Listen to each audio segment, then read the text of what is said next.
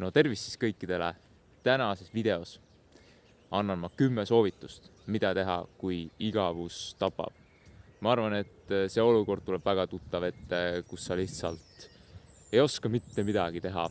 Sa lihtsalt vaatad lakke ja mõtled, et mida ma oma eluga peale hakkan.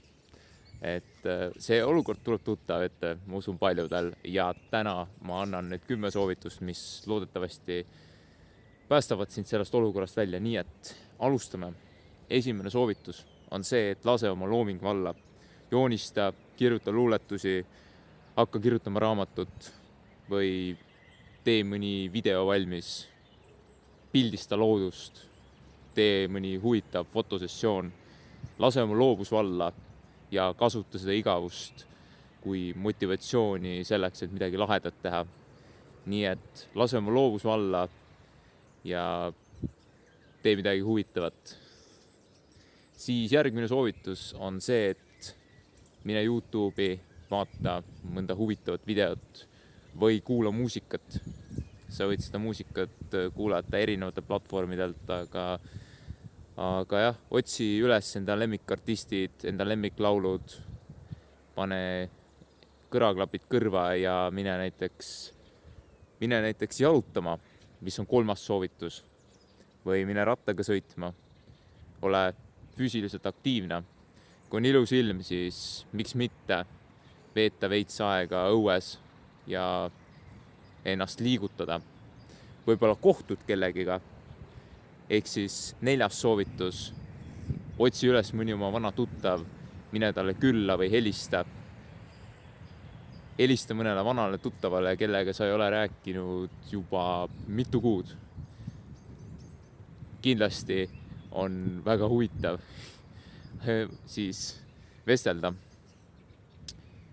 Või mine külla ja tehke koos midagi huvitavat, midagi lahedat. Näiteks süüa, mis on 5. nõuanne.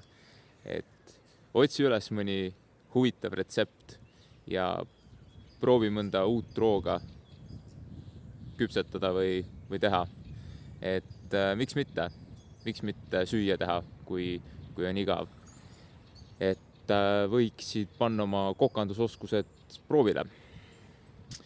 Siis 6. soovitus. Kui on vihmane ilm, siis korista tuba, kola läbi kõik oma riidekapid ja proovi uusi riideid selga.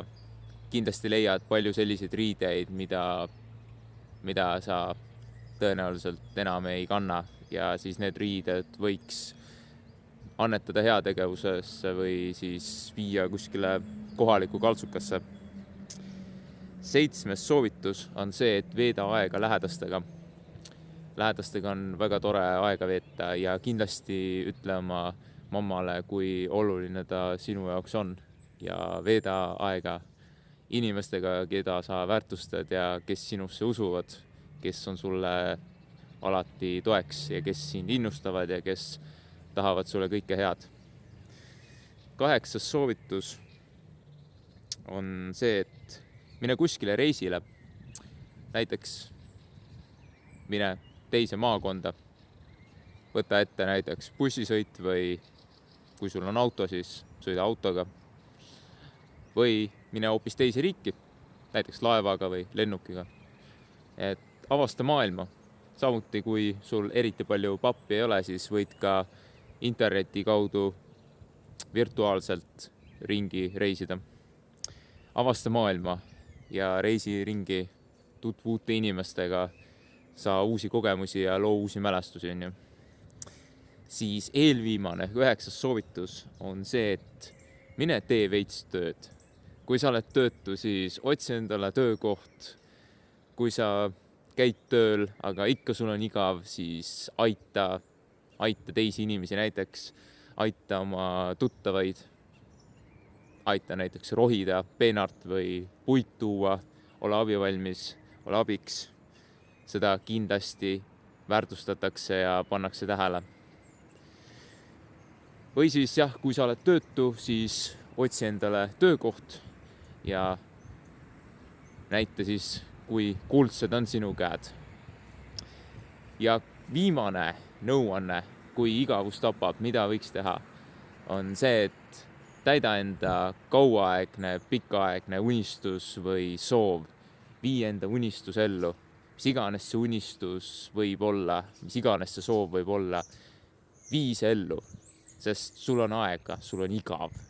Kasuta seda aega otstarbeliselt.